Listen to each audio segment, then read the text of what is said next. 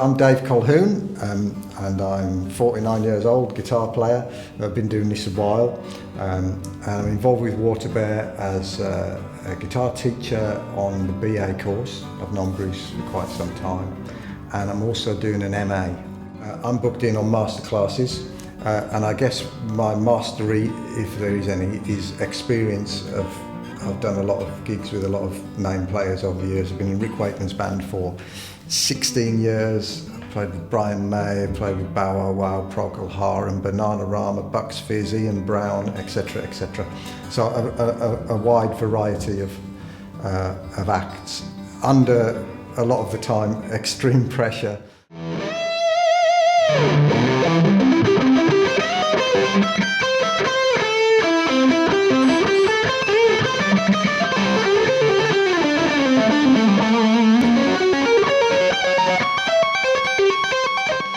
We did some gigs out in Cuba in 2005. We had the equipment freighted to Mexico because with Cuba's embargo, all equipment has to go via London and back. But somehow Rick managed to persuade Fidel Castro to take our gear over in a military plane to Mexico, which was great until they impounded it all and kept it for a week, and we have to cancel all the next 3 gigs. So there's all sorts.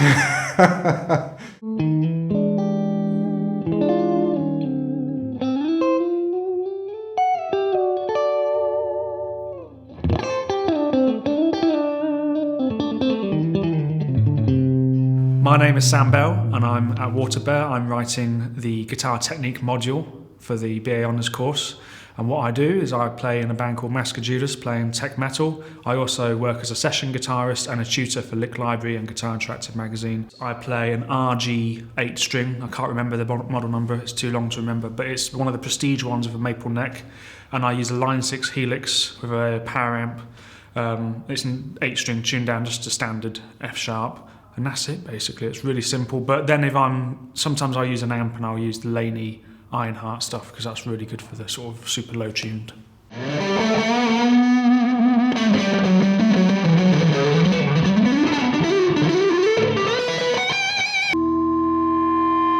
Hello, I'm Rob Chapman. I'm the Director of Innovation in Guitar at WaterBear.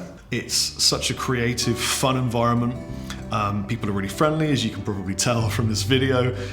It's not a huge place, so it's kind of small enough that you can get little social gatherings and have really intense one-to-one discussions about the philosophy of music and modes and playing and intervallics and picking techniques and shredding. But it's big enough that you get a lot of interesting people coming from all different kinds of backgrounds, which I think is really great. If you get classrooms that are too big and too busy, you can get lost, and it's easy if you are not the most confident person in that kind of environment to feel left to your own devices. And so with WaterBear focusing on kind of smaller class sizes and really tailoring things to suit different people, I think students, well, I know students are going to get a much more personal experience here at WaterBear.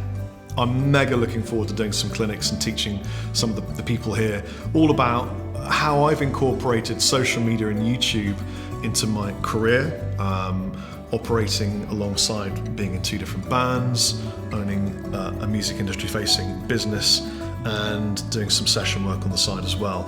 I think it's really important to learn as many skills as possible that save you money. So if you can learn how to film, how to edit, that's 2 jobs that you don't necessarily need to pay somebody else to do.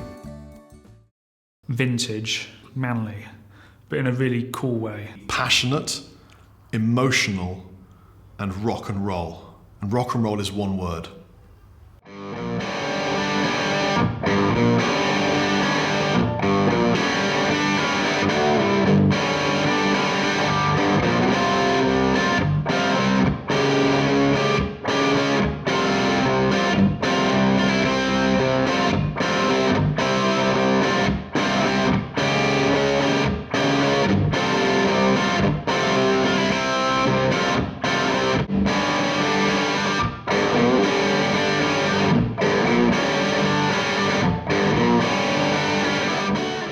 Hi everyone, I'm Bruce John Dickinson. I'm the founder director of WaterBear along with Mark Claydon and Adam Bushell. Now WaterBear is a brand new college and it's different because it's all about one-to-one mentoring, small class sizes and a very flexible approach to doing a music degree or masters. WaterBear is very different to other music colleges. Now the directors at WaterBear, we've been in education for well over 20 years. That was one of the people who started BIM in the old days, taught at ACM. And so we've been around the block and we've written an awful lot of music degrees over the years and taught a lot of students. However, the music industry has changed. All musicians now have to develop they've got their own path to tread. So everyone has to design their own futures in music, and it's largely a self-employed kind of mindset. So we design our futures and make it happen. And that's why when you're studying a degree, you have to be treated as an individual because everybody's got a different path to follow. So here we are at Small Pond. Let me take you through to the studio. We've recorded in here a fair bit, and this is where we do the classes in audio recording. It's where we come to make a noise because the live room is through there. So we can do proper drums and proper guitars here, any volume we want. Nice old new desk. Lots of nice hardware. I think the interesting thing for us is the intersection between vintage and modern. There's some all sorts of interesting stuff going on there. People have realised now that hardware does a slightly different job to the plugins. Plugins do a great job, but sometimes you need the real thing. But a mixture of the two is where it's at. Do you know what, George? I had one of them. Yeah. In the late 80s, sold it for 80 quid. Really? I didn't know what it was. I was a kid. I didn't know what it was. Right. Don't do that. Yeah. Don't sell amps for 80 No, quid. It's a really bad idea. You missed all that. It's like awesome, isn't it? Yeah. You used it the other day. Yeah. Yeah, it's such an amazing sound. It's an old 60s Wem. Yeah. It's absolutely unbelievable. Everybody needs to rehearse, and musicians haven't got any money, especially when they're students. So we've done a deal with Small Pond where everybody gets free rehearsals. Hi, I'm the Galactic Overlord of Small Pond. We're in the centre of Brighton. A really decent experience, perfectly sounding rooms, and really good separation from the other artists that are around them. So this is our amp room. So what we have here is we've got a 1973 custom Hiwatt Custom 100 here. Pete Townsend. Yeah, exactly. It's Gilmore. It's actually mine. What's the weirdest experience you've had here at Small Pond? I don't know if I can say that on camera. I'm not allowed to talk about the Christmas party. So every single room has tube amps in it, usually mainly Marshall, Fender or Orange of some sort. We also got Supros as well. We try and give an actual proper live experience, and also the amps need to be really, really loud to actually be able to be heard over the drummer, especially when people want to play clean stuff as well. And it's worth mentioning that anyone can book into Small Pond. It's an amazing rehearsal studio and recording studio. So if you're in Brighton, come and check it out. Actually, one of the weird experiences was actually building the place and actually getting down into the nitty-gritty of physically building it and having 70 tons worth of material delivered outside the door and having to pack this place with 70 tons worth of material. We here at Small Pond, there's a lot of us. We're all musicians ourselves, and hence this is why we set it up. And we just wanted to provide something that we wanted, that we thought we could give to everybody who's a musician.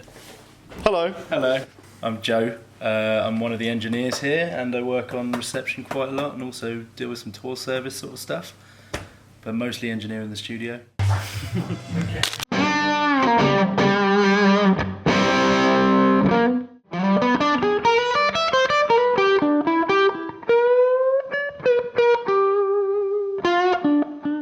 Touring rig equipment wise will vary dramatically, basically depending on who I'm playing with and who's paying the freight bill.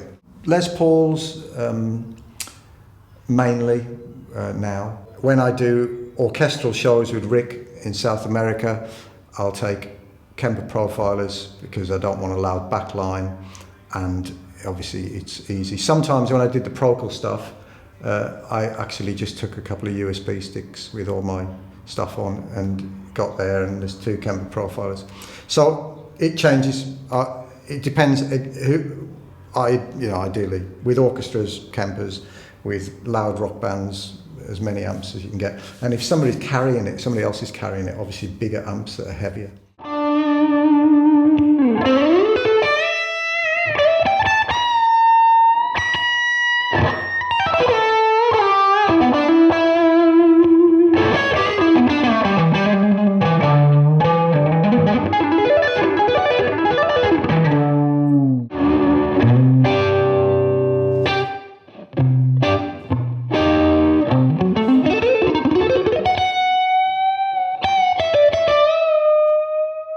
So moving from 6-string to an 8-string instrument actually happened with a 7-string first. I've been playing guitar since I was about 6 or 7, so I was always used to like Strats and things like that with 6 strings. And then I got into sort of the more prog stuff, and then the 7-string came out, and I remember taking that to a jam night and trying to play a song called Play That Funky Music on the 7-string, and just because of the extra string it completely threw me, and my technique, it changed. You have to wear the guitar a certain way, so there was a little bit of thinking about how am I going to move my hand and make it natural, but when I got to the 8-string, somehow that bypassed it, and it was such a different thing that I approached it more mindfully. I sort of didn't go, oh, I need to do something. It was its own unique thing to me, so I was able to write exactly how I wanted to write. I saw it more as like a piano rather than I'm going to just chug on the low string, although we do that and it's good fun, but it's nice to be able to see the range horizontally vertically rather than horizontally. I think I got that right. I'm a bit nervous about this, I don't know what you're doing. You'll be nervous. So apparently Dave has invented something. I don't know what this is that they've invented, but they're about to show me something. So here it comes. I brought 2. So Two? I'll hold your hand and walk you through it. What's this? You have that one.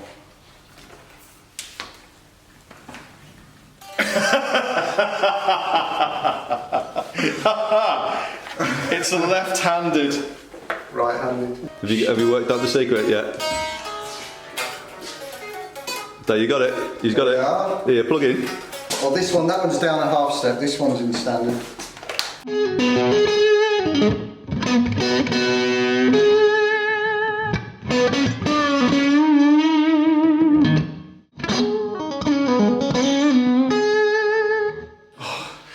What is the hardest guitar in the entire world to play?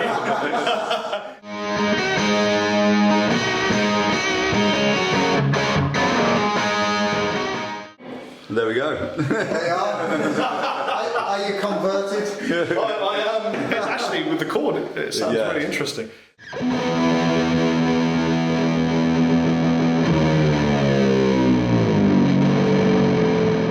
The music business has fundamentally changed, and it's time that music degrees did the same. So the point is this: we have to be fully independent professional musicians. Now, at some schools and colleges where you can go to study music, you might be faced with very big classrooms. At WaterBear, we don't do that. Everything we deliver online, and when you come to the classroom, it's something that we then discuss in discussion groups of up to 15. And it's also backed up with a lot of one-to-one mentoring, which you don't get in other colleges. The other thing that's really important is that we give respect and academic currency to real world experience. This is called real world learning. So when you're out there on the gig, that's part of your degree. Your CV can be part of the masters that you're studying. It's all about going out there and doing cool stuff, and then we'll help you frame that in the context of an academic qualification.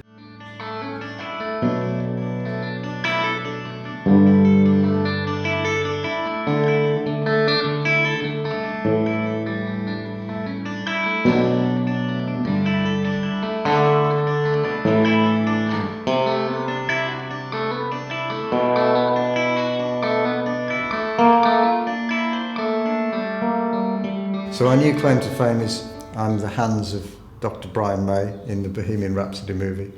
I doubt I'll be recognised in the street. So I was involved in that as of last September, and as a guitar double for the actor Gwilym Lee, who is playing Brian May. But I ended up actually coaching Rami Malek, who's the Freddie actor, to play guitar for the scenes that he had to do, which was incredible. And he's so talented to be able to take on all the data. He's American for a start off, but he's speaking in an English accent, dressed as Freddie Mercury, and playing the guitar, and there's 200 people on set watching you, so it's under that kind of pressure, and he's remembering all this data. It's incredible. And I worked with Brian. We did a gig with Rick a few years ago.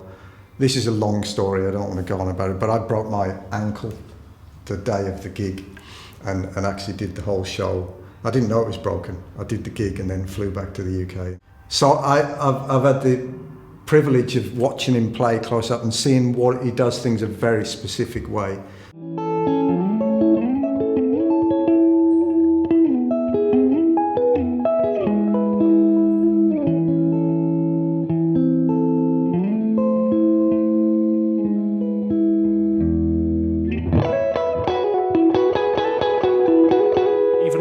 play in a metal band. Actually, my roots come from, and the reason why I picked up a guitar was I went to see the Buddy Holly story on the West End when I was 5. And then from that, my parents introduced me to Chuck Berry, Hank Marvin and Shadows, and Mark Knopfler, Jimi Hendrix, all the classic blues guys, B.B. King.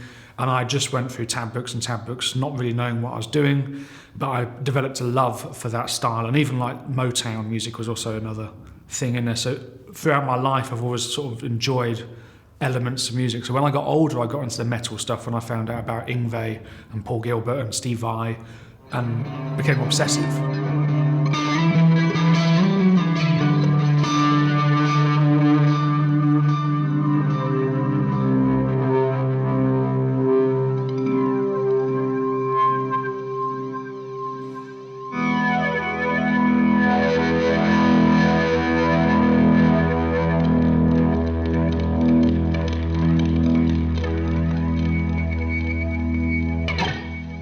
I use pretty much the same rig for both of the bands that I'm in, Dorje and Clockwork Wolf Co. So I use a Victory RD1 little mini red head. I crank it pretty loud, or as loud as they'll let me on stage. Don't use too much preamp gain, and in the effects loop I use a boost to give me big old sonic lead solos, unless of course I get luxury boost from the sound guy at the front. I use a really small pedal board of pedals that are easy to find, so that if anything breaks, then I am completely safe on tour in Korea or wherever I'm going to be. Everybody knows I use Chapman guitars. Who wouldn't if you owned the company? But I also like to use PRS, Fender, Gibson, other brands if they are appropriate. The secret behind WaterBear is that we are all established professional musicians. Not just from the past, but also now. We're still playing now, and that's super important. So we've designed the degree and the masters to be very, very practical. It's very real world. You'll have a guitar in your hands an awful lot. WaterBear is special. I think the forward-thinking aspect of it is the remote learning, the videoing, and the fact that it prepares you for being a musician in the modern digital age. Creativity. Be creative. The data is available. The chord diagrams, the scale diagrams are all available. But being creative is really where you can excel. If you want to apply to WaterBear, it's a really easy process. You contact us through the website or call us directly. We spend an hour with each prospective student. If we're talking guitar, you'll probably see me. It's a very chilled out process. It can be nerve-wracking, I appreciate that. But also, think about it from this point of view. I'm aware that you're testing out WaterBear as much as we're auditioning you. So it's a really easy, friendly process. We'd like to look at your music, talk guitars, and see if the course is right for you.